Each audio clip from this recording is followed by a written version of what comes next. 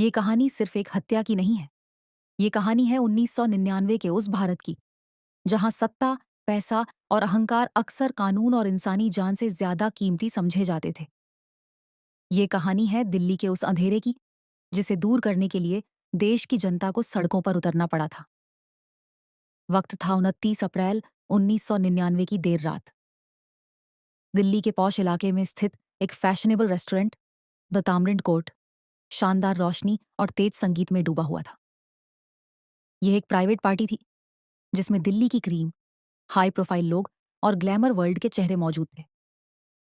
बार counter पर खड़ी थी जेसिका लाल, एक खूबसूरत, आत्मविश्वासी और जिंदगी से भरी 34 वर्षीय मॉडल। वह अपनी मुस्कान और गर्मजोशी से मेहमानों को ड्रिंक परोस रही थी।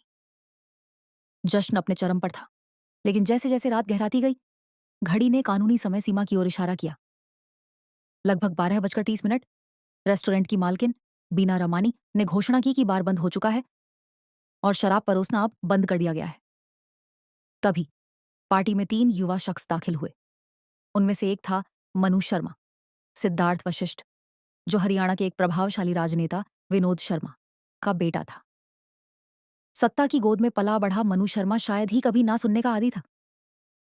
मनु शर्मा सीधे बार काउंटर पर पहुंचा और उसने जेसिका लाल से 2 ड्रिंक की मांग की।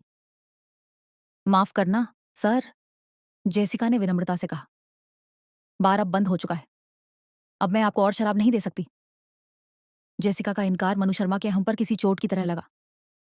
उसने अपनी जेब से 1,000 रुपए का नोट निकाला और जेसिका की तरफ उछालते हुए बोला, क्या तुम नहीं जानती कि मैं कौन हूं? मुझे ड्रिंक चाहिए।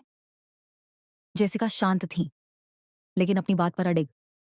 उन्होंने पैसे लेने से मना कर दिया और कहा, सर, मैं अब कानून के खिलाफ जाकर आपको ड्रिंक नहीं दे सकती। सत्ता और दौलत के नशे में चूर मनु शर्मा को यह इनकार बर्दाश्त नहीं हुआ। उसका गुस्सा भड़क उठा। उसने अपनी 0.22 कैलिबर की पिस्तौल निकाली। हॉल में बैठे लोग सहम गए। मनु शर्मा ने पहले 2 हवाई फायर किए। गोलियों की आवाज से जश्न का शोर एक झटके में मौत की खामोशी में बदल गया। लोग जहां थे, वहीं जम गए। और फिर उस अंधेरी रात में उसने तीसरी बार ट्रिगर दबाया। पिस्तौल की नाल सीधे जेसिका के सिर की तरफ थी। गोली चली।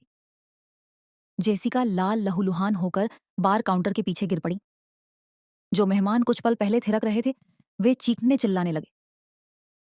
मनु शर्मा और उसके साथी तुरंत अंधेरे का फायदा उठाकर मौके से भाग निकले। जब जेसिका को अस्पताल पहुंचाया गया, तब तक बहुत देर हो चुकी थी। डॉक्टरों ने उन्हें मृत घोषित कर दिया।